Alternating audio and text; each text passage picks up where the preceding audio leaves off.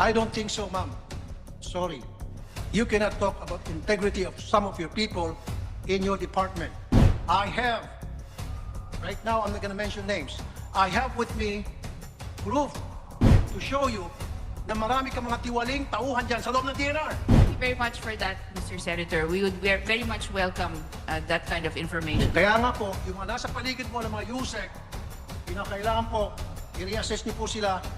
Kailangan po siguro gumawa kayo ng lifestyle check. Kasi nga naman, ma'am, kahit na gusto niyo gumawa ng tamang trabaho, pero yung nasa likod ninyo ay gumagawa ng kalokohan at binubulag kayo, binubukulan kayo. We deeply appreciate this, Senator TULF0, and we hope that we can receive the information from Marami po sa inyo dyan, ng mga tauhan ninyo, nakikipagsabuatan po sa mga illegal miners. Don't tell me na hindi po alam. Don't tell me hindi nakarating sa inyo ganong klaseng informasyon. Marami po dyan. Andito po ngayon, kasama nyo siguro. Hindi naman kasama nyo. Pero may nakikita po akong tauhan nyo dyan na tiwali at kasama po, kasabwat po ng mga illegal miners. I'm not looking at them right now, pero tingnan nyo po sa likod nyo kung sino-sino po mga kasama nyo. Matanggal nyo po yung face mask. Baka mas makikita nyo po na mabuti. Thank you very much, sir. That is very well taken po. Umpisahan nyo po yung paglilinis sa mga tao na naghahawak ng sensitive position. Start it with your USECs and ASECs. We hope for your kind assistance and support po. Salamat Panginoon, hulog ng langit sa amin si Senator TlWALING. Kahit sino ka man basta tiwali ka tiyak may paglalagyan ka. Mga kawatan at tiwali na taga DENR harapang pinahiya at binulgar ni Senator RAFFY TlWALING. Bago natin panuurin ang matapang na pagbubulgar ni Senator RAFFY TlWALING, I invite you to please consider to subscribe our channel and press the notification bell para laging updated sa latest news. Narito ang buong video, panuurin natin. Good afternoon to you, Madam Secretary. Sabi nga po kanina ni Senate President, what is the DNR planning to do? So, in the past 6 years, this will define who you are, your kind of leadership, your character, para pretty much malaman po ng taong bayan kung ano pong klase tao si DNR Secretary. Dito po magkaalaman tayo. What issues stand sa National Land Use Act? Sir, with all due respect, Mr. President and Excellency, Senator TlWALING, we have been in support of the passing of the National Land Use Act since I have been in my previous positions in the civil society community. Very good. And we have been waiting for this long-standing act to actually pass. So therefore, you will support this chamber, you will support us, you will support me to push na sana this time around yung National Land Use Act ay may pasa na because apat na presidente na po ang nagpo-push na mapasa na to pero hindi mapapasa-pasa for whatever reason, one way or the other, hindi po natutuloy. So kung kayo po ay susuporta, magpapakita ko kayo ng support na wala kayong kinakatakutan, I suppose na may papasa na po itong National Land Use Act. Yes, Mr. Senator, we are in favor of the passing of the National Land Use Act. At least alam ko po, for the record, kayo po ay supportive na may pasa po yung National Land Use Act. Very well. Thank you. Very well said po. Now, balik na po tayo doon sa Masungi. Nasabi niyo po kanina through Senator Cynthia Villar, ewan ko kung tama yung pagka-quote sa inyo, kasi po, yung mga criminal elements, kahit na criminal sila, meron din po silang karapatan at kailangan dumaan sa due process, yung panggugulo na ginagawa nila pamamaril sa mga ranger, whether that is private forest ranger or from the government, their rights has to be respected. Kahit na mamaril sila mamaril, kailangan pabayaan lang sila dahil meron due process at huwag silang awatin dahil may due process. Yan po ang pagkakaintindi ko. Pwede ba paki-explain po, Madam Secretary? Thank you very much, Mr. Senator. If we may just clarify, we recognize that at this point, this is a police action that needs to be taken. The DNR does not have the authority to conduct a police action. Okay. And therefore, Secretary Ben-Hur-Abalos has very generously and very wisely offered to work with us in order to settle this matter as far as the police action is concerned. If I may, Mr. Senator, very respectfully, the Masungi Georeserve issue is a very complex issue. When I came into this office, I started to inquire about the background and history of this particularly, controversial agreement. This has been ongoing for the last 5 years in terms of whether or not this agreement should be respected, who should be part of it, etc. whether in fact it is in contravention of the Constitution or not.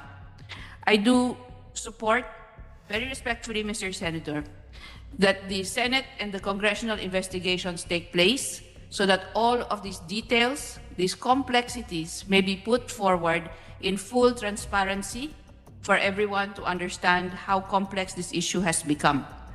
We are not going to be able to resolve the full complexity here, I am very convinced, very respectfully, sir, during this interpellation.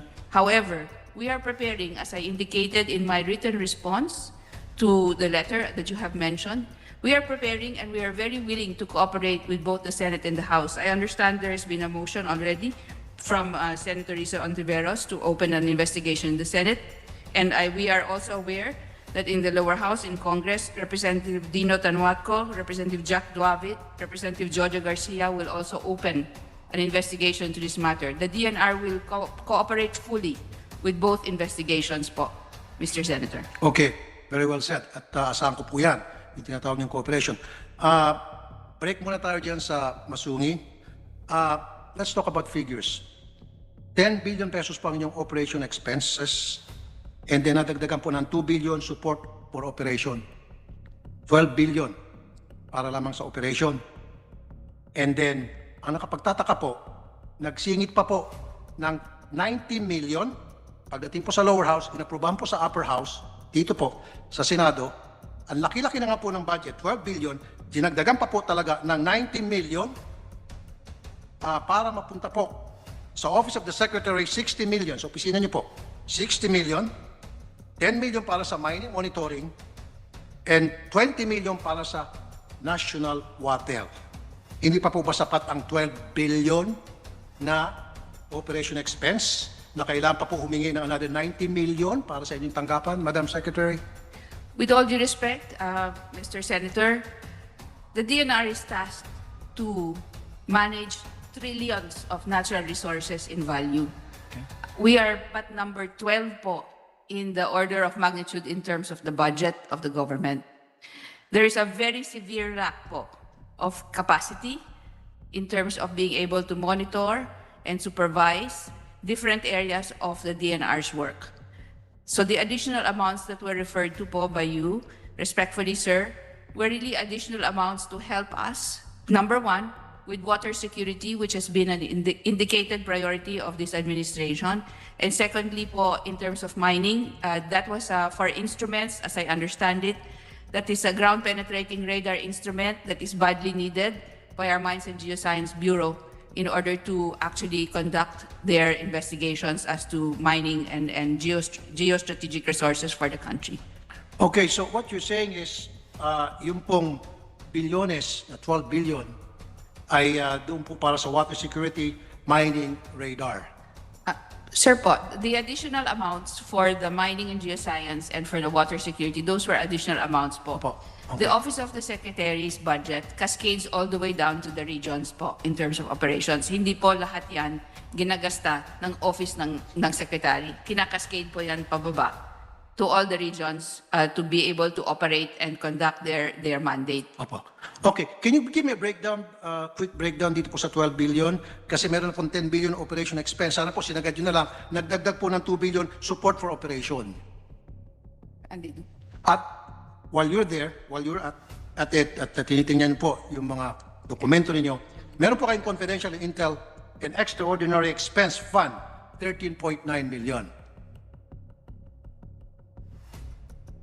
Yes po, if I can just specify in terms of the NWRB, the Water Resource Vulnerability Assessment Program, that was part of the additional amounts of 20 million. The Palawan Council for Sustainable Development po, additional amount for 35. Mines and Geoscience po, this is part of the Geological Risk Reduction and Resilience Program that is related to the disaster program of the government. I will give you the breakdown po, if I can. I'm sorry, Madam Secretary. Yes, sir. 12 billion operation expense. Sana po, kinuha na lang dyan yung sinasabi niyong para sa Office of the Secretary na 16 million, mining 10 million, national water 20 million. Bakit hindi lang po dyan kumuha sa 12 billion total for operation expense? Huwag niyo po muna sagutin yan. Now, meron po kayong 13.9 confidential and intel and extraordinary expense. Now, dapat po, kung ako pong tatanungin, with this amount, ayaw niyo po sigurong mag-tap ng network of intelligence para alamin kung sino-sino po talaga itong mga taong nanggugulo sa loob ng Masungi Reserve. And you can use that money, with that 13 million, that's a lot of money, para alamin sino-sino itong mga grupong ito, and then ipasa niyo po yung information na yan sa PNP, sa Army, sa Navy, sa Marines. Yes. Bakit po hanggang ngayon, hindi niyo pa rin po maturo-turo kung sino, who are these people behind sa panggugulo diyan sa loob ng Masungi, at sino-sino itong mga armed groups na gumagala-gala dyan, na up to now, even while we speak, nandoon pa rin po sila gugulo at namamaril, at they fire randomly, at nangaharas po ng mga tao nandoon sa paligid. So please answer po, Madam Secretary. Thank you very much, sir. With all due respect po, as you know, I am just newly confirmed in this position. These past events occurred not during my time po in this position. However, we have obviously deferred at this point to Secretary DENR Abalos on his request and on his offer to actually conduct the investigation as to what is going on po talaga po in this area. There are some initial findings po, and we are working together with the group of SILG in order to come up with a list of, how do I say, of participants in these types of activities in the area.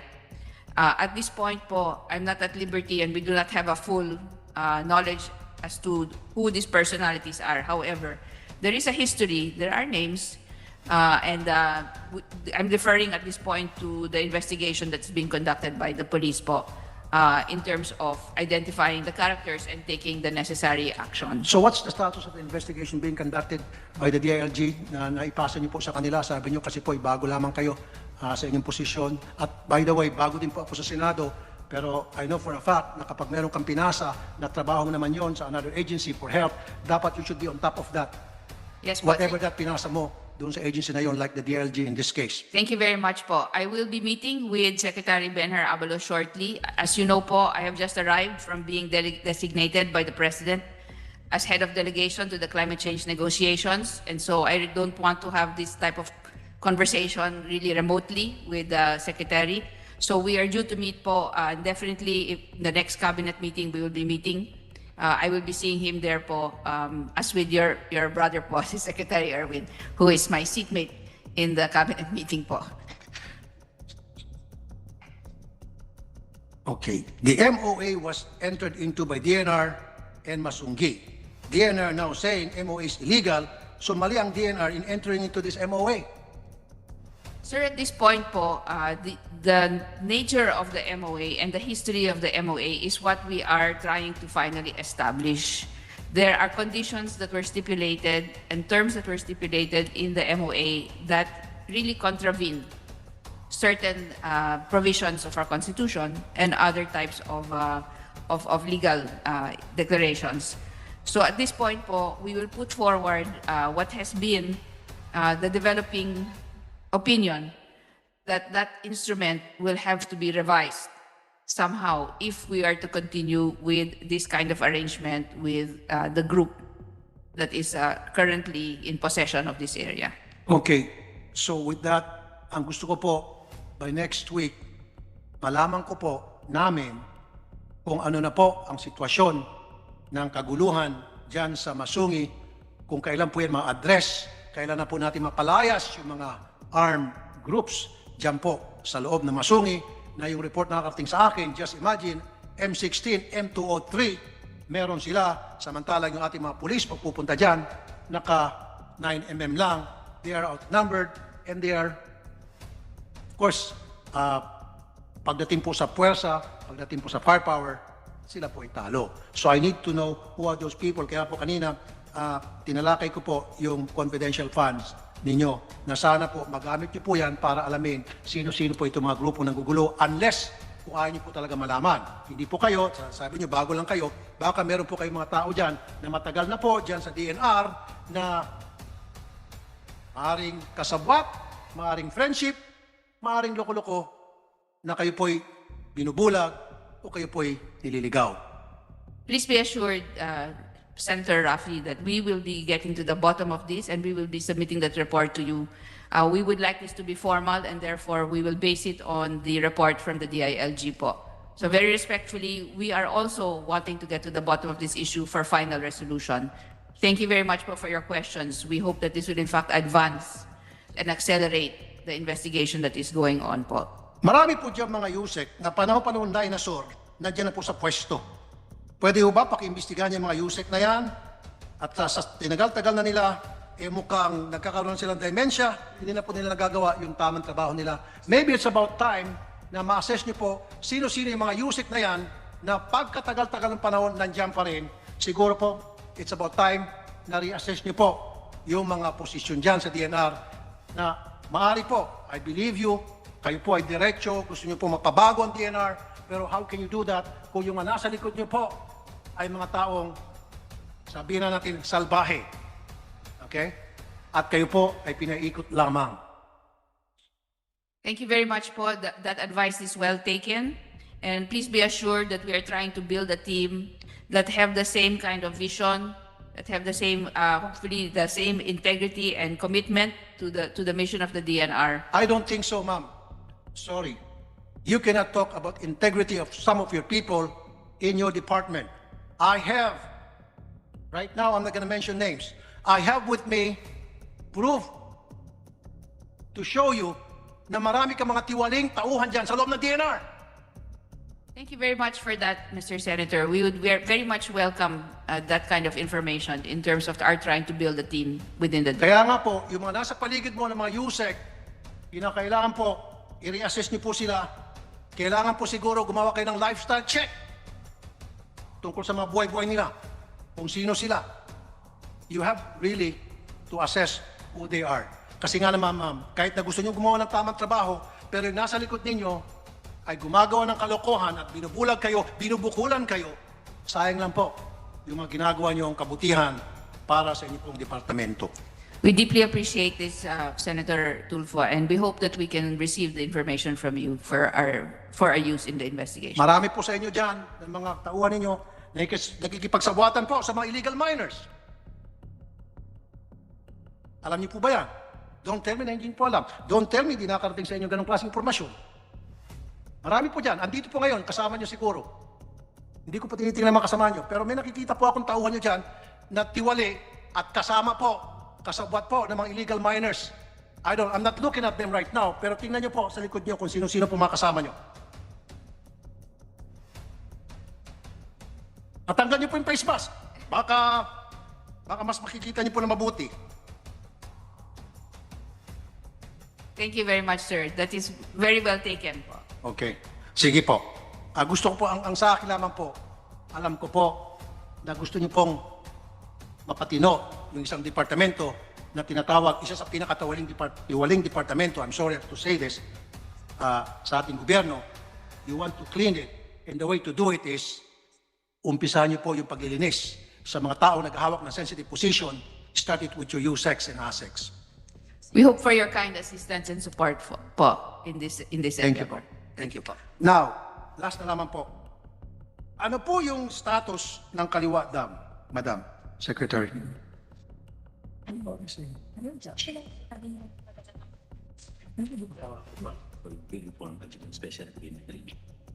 Pero meron na ito. PIC pero usapan na lang po ang pending. As per our latest information and our records po, good Senator, there is already a free and prior informed consent with the IPs, and we are now awaiting the completion of a special agreement on protected areas. So MWSS po has already secured a PAMBI endorsement for the Quezon area, and in the Rizal area, the SAPA application is